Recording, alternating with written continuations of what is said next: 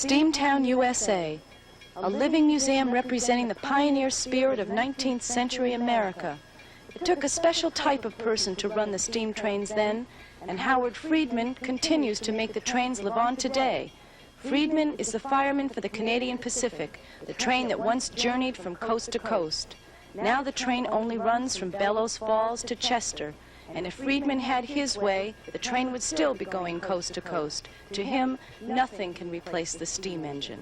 My experience has been that the steam locomotive is the most dependable power that I've ever had any experience with, and also a steam locomotive is the most life machine that I've ever had any experience with.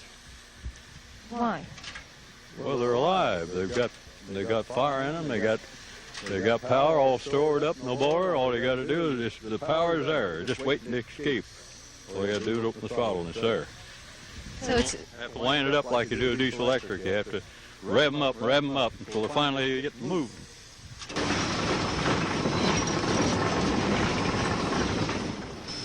Trains cause people to be more sociable, I think. The automobiles has caused people to be more selfish and self-centered. So It's all over the country as far as that's concerned. Out on the farm, when I was a boy, we used to go and help our neighbors in the field, in the haying season and cutting wheat. Nowadays, one man on a big tractor goes out there in the field all by himself.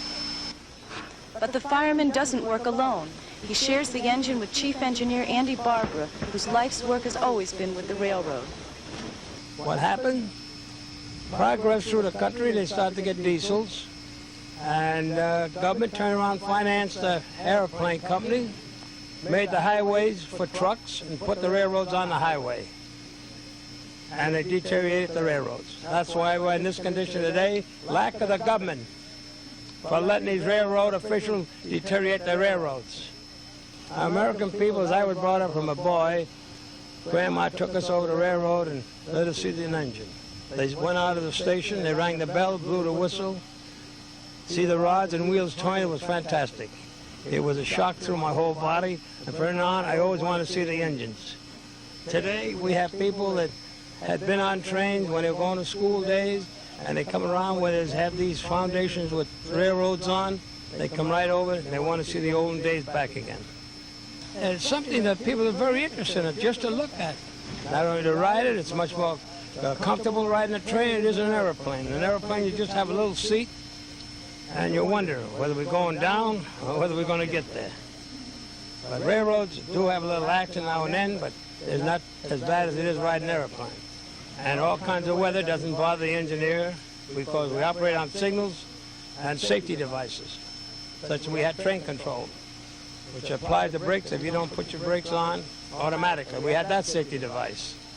Railroads were building up till something happened that they want to progress with something else, and they let the railroads go down the drain.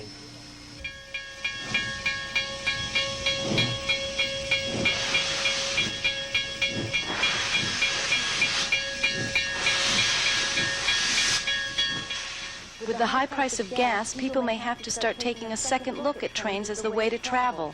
It may be the time for steam to roll the Canadian Pacific back down the line. This is Catherine Bennett for News Center 31.